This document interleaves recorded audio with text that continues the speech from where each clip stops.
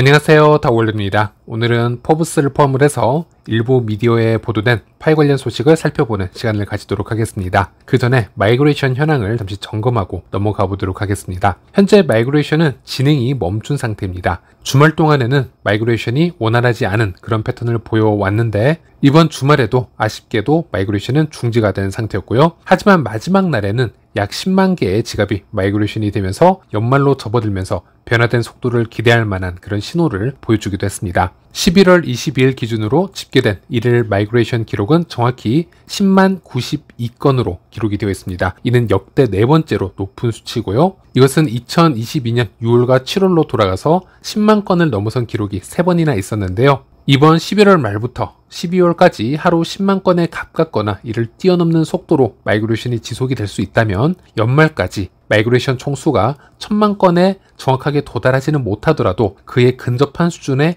이를 수 있을 것이라는 그런 기대도 해볼 수 있겠습니다. 참고로 현재까지 마이그레이션이 된 총량은 약 700만 건이라고 보시면 되겠습니다. 네, 그리고 포브스의 파이 네트워크가 소개가 되었기 때문에 이 포브스에서 어떤 내용을 다루고 있는지 한번 살펴보도록 하겠습니다. 일단 이 포브스 또한 공신력이 상당히 높은 미디어 중 하나이고 또 이 파이를 다룬 이 암호화폐 저널리스트를 백그라운드를 체크를 해보면요, 코인텔레그래프나 코인데스크 등 암호화폐 미디어 중 공신력이 가장 높은 곳에 기고를 하고 있는 저널리스트인 것을 확인을 할 수 있었습니다. 그래서 이 글에 관해서도 상당히 중립적인 글을 기대해 볼 수 있지 않을까 말씀드릴 수 있겠고요. 일단 상당히 긴 글이기 때문에 짧게 요약을 해서 넘어가 보도록 하겠습니다. 일단 파이 네트워크란 무엇인가 라는 타이틀로 시작을 합니다. 파이 네트워크는 모바일 앱을 통해 암호화폐를 채굴할 수 있는 블록체인 프로젝트입니다. 2019년 스탠포드 대학 졸업생들이 시작한 이 프로젝트는 특별한 하드웨어나 기술 지식이 없어도 일상적인 사람들이 암호화폐에 접근할 수 있도록 돕는 것을 목표로 하고 있습니다. 비트코인처럼 비싼 채굴 장비를 요구하는 대신 파이는 모바일 앱에서 하루 한 번 접속을 확인하는 방식으로 채굴을 진행할 수 있습니다. 그리고 비트코인의 에너지 집약적인 작업 증명 대신 스텔라 합의 프로토콜을 사용을 하고 있음을 또 언급을 하고 있고요. 스텔라에서는 신뢰 그래프를 구성하는 게 매우 중요하다. 그래서 파이도 이 신뢰 서클을 구축을 해서 대규모 컴퓨팅 파워 없이 네트워크 보안과 거래 검증이 가능하다라는 부분을 설명을 하고 있고요. 그리고 파이코인의 사용 사례를 얘기를 하고 있습니다. 총 3가지를 구분을 했는데요. 하나는 마켓플레이스에서 상품 및 서비스를 구매하는데 파이가 사용이 되고 있고, 대표적인 예가 파이체인몰 정도가 되겠죠. 그리고 P2P 거래를 또 얘기를 하고 있습니다. 사용자 간끼리 코인을 전송을 하고 상품과 서비스를 구매하는 것이고, 이것은 직접 만나서 비스탁형 지갑끼리 거래를 하는 방식이 되겠죠. 그리고 또 하나는 앱 개발을 얘기를 하고 있습니다. 전자상거래, 디지털 서비스 등 파이를 결제 수단으로 사용하는 앱 개발이 가능하다라는 부분을 얘기를 했고요. 또 파이 네트워크는 새로운 앱 개발을 지원하기 위해 정기적으로 해커톤을 개최를 하고 있고, 이 과정에서 이커머스, 게임, 금융, 서비스 등이 개발이 되고 있다는 부분도 추가적으로 설명을 하고 있습니다. 그리고 파이 네트워크 노드도 설명을 했는데요. 노드의 역할로서 이 업타임, 포트 접근성, 이 CPU 기여도 관련된 설명도 덧붙이고 있고요. 그리고 이번에는 파이 네트워크 장점을 요약을 해보자면요, 참여의 용이성에 대해서 얘기를 합니다. 비싼 장비나 깊은 기술 지식 없이도 누구나 이 생태계에 참여가 가능하다는 부분, 그리고 에너지 효율성이 좋다라는 것이죠. 비트코인의 작업 증명 시스템보다 훨씬 적은 에너지가 소비가 된다라는 부분, 그리고 KYC 시스템을 얘기를 하고 있습니다. 가짜 계정을 방지하고 1인 1계정을 유지를 한다라는 것이고요.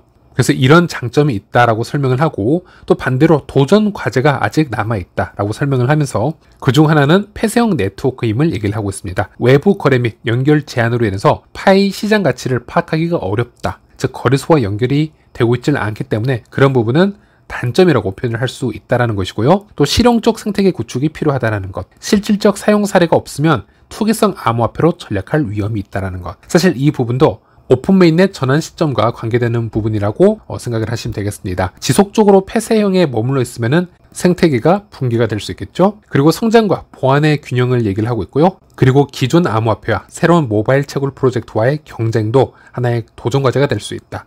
이렇게 언급을 하는 것을 볼 수 있고요. 그래서 포브스에 실린 글은 이렇게 요약이 가능하겠습니다.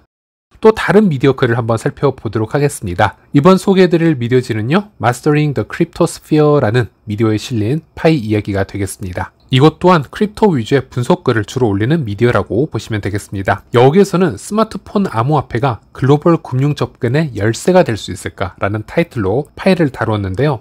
여기서 파이에 대한 설명은 포브스와 중복되는 부분이 많기 때문에 모두 스킵을 하도록 하겠습니다. 여기서는 암호화폐는 이제 일상적인 대화 주제가 되어 가고 있으며 파이 네트워크는 친환경적 접근 방식으로 주목을 받고 있다. 이렇게 언급을 한 후에 파이와 같은 이런 암호화폐는 전통적 은행 접근이 불가능한 사람들에게 어떤 변화를 가져올 수 있을까? 그리고 채굴 접근성을 높이는 솔루션의 급증이 글로벌 디지털 문해력을 높이는 데 기여할 수 있을까에 대한 질문을 던지게 됩니다. 그래서 파이가 단순히 모바일 채굴이라는 개념을 넘어서 경제, 사회, 글로벌 관계 등 다양한 영역에 걸친 복잡한 영향을 미칠 수 있을지 그 가능성에 대해서 언급을 하는 것을 볼 수 있었고요. 여기서 파이 세 가지 특성을 언급을 하고 있는데요. 첫 번째로는 금융 포용성을 얘기를 하고 있습니다. 이런 암호화폐는 은행 계좌 없이도 전 세계 수십억 명에게 안전하고 접근 가능한 금융 서비스를 제공할 수 있는 잠재력이 있다는 부분, 그리고 수수료 절감 및 거래 속도 향상이 있기 때문에 중개자를 제거함으로써 앞으로 암호화폐가 국제 송금에서 거래 비용과 처리 시간을 줄여 나갈 것이라는 부분, 그리고 마지막으로 혁신 요인이 있는데요. 파이 네트워크와 같은 프로젝트는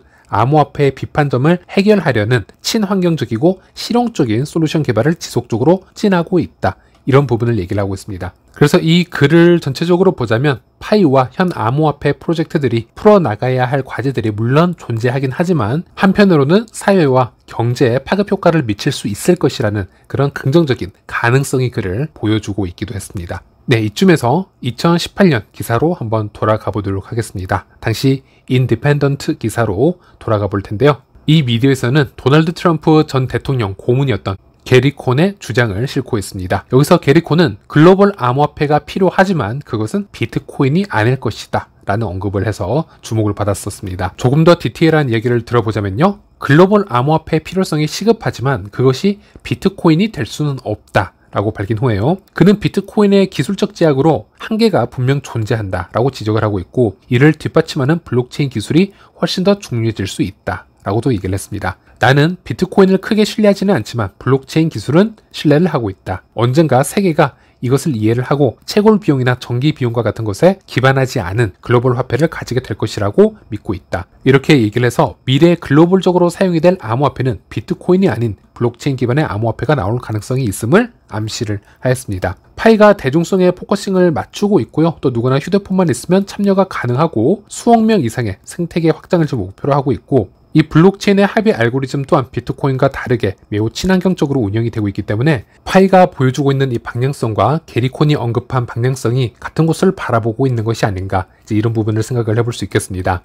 그리고 트럼프 대통령은 이미 미대선 후보로 연설을 해오면서 미국에 CBDC는 없을 것이다 이렇게 확실히 언급을 해왔었는데요. 이것은 물론 암호화폐 홀더들에게는 매우 긍정적인 이야기로 풀이가 될 수 있겠습니다. 하지만 미국에서는 이미 그 전부터 CBDC보다는 미국 달러와 패깅이 된 스테이블 코인을 통해서 글로벌적으로 달러의 역량을 확장을 하려는 시도를 보여줘 왔었고요. 미 정부의 입장에서는 스테이블 코인의 경우 지속적으로 준비금을 통해서 미국 국채를 사들이고 있는 상황, 그리고 은행이 없는 국가나 지역에도 휴대폰만 가지고 있다면 어디서든 USDT나 USDC와 같은 미국 달러 스테이블 코인을 사용을 할 수 있기 때문에 이 스테이블 코인을 암묵적으로 전 세계적으로 확장하기 위한 그런 준비를 하고 있는 것이 아닌가, 이런 추측들도 이미 수년 전부터 나오고 있었습니다. 그리고 이 스테이블 코인 역시 블록체인 위에서 작동을 하고 있기 때문에 이 게리 콘이 언급하는 미래 적합한 암호화폐가 어쩌면 효율적인 블록체인 위에서 돌아가는 이 스테이블 코인으로도 한번 연상을 해볼 수가 있겠죠. 그래서 그런 부분에서는 앞으로 파이가 결제 생태계로 성장을 하려면은 스테이블 코인과 공생을 하기도 해야 되겠지만 반대로 경쟁의 구도로 성장을 해야 되지 않을까, 이런 부분도 함께 생각을 해 봐야겠고요.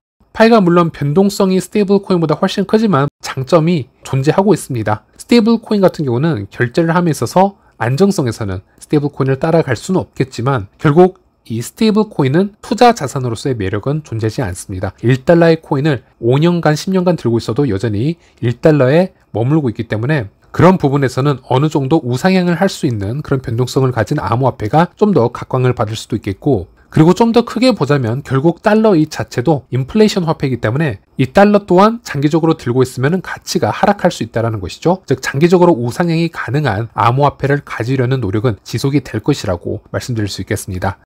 네, 그래서 이번 영상에서는 기사를 총 3가지를 가지고 와 봤기 때문에 여러 가지 주제가 있었는데요. 일단 잠시 정리를 해보자면 아직도 파이에 관해서 비판적인 글들, 회의적인 글들을 쓰는 곳이 많이 있습니다. 하지만 동시적으로 파이에 대해서 상당히 관심 있게 분석을 하고 있고 지켜보는 미디어도 상당수 있다라는 것, 이런 부분을 다시 알 수 있었고, 더불어서 포브스와 같은 탑 메이저 언론사에서도 파이를 다루고 있을 정도로 이제 파이가 오픈 메인넷 전에 여러 모멘텀을 키워가고 있음을 다시 확인할 수 있었습니다.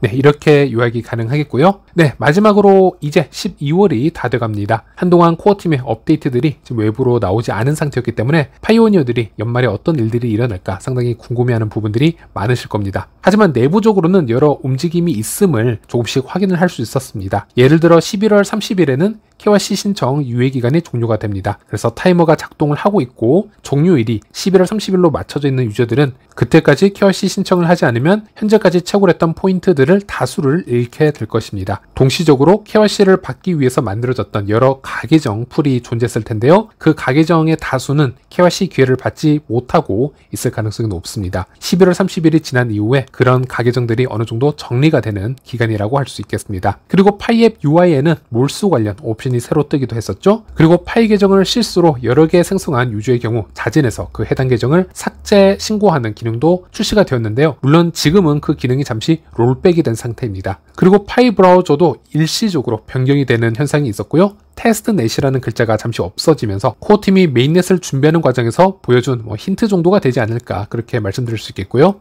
또 마이그레이션의 경우 11월 말에 들어서면서 일일 마이그레이션 양이 10만까지 넘는 모습을 보여주었습니다. 이것도 어찌 보면 현재 700만 마이그레이션 양인데요. 신속하게 1000만까지 올려야 될 필요가 있기 때문에 나온 현상 중 하나가 아닐까 예상을 해볼 수 있겠습니다. 그리고 코어팀이 앱 개발자들에게 보낸 이메일이 공개가 되었었죠. 오픈 메인넷을 앞두고 최종 점검을 요청하는 내용이 미디어로 흘러나왔었고요. 그래서 이런 다양한 힌트들을 종합을 해보면 가계정 정리, 또 가채굴된 포인트도 정리를 하고 오픈 메인넷 준비 전 처리해야 할 필수사항들을 하나씩 지금 준비를 하고 있다. 그런 부분들이 힌트로 조금씩 나오고 있는 상태이기 때문에 이번 다가오는 12월 어떤 업데이트들이 일어날지 한번 기다려 보도록 하겠습니다. 네, 오늘 영상은 여기까지 하도록 하겠습니다. 시청해주셔서 감사합니다.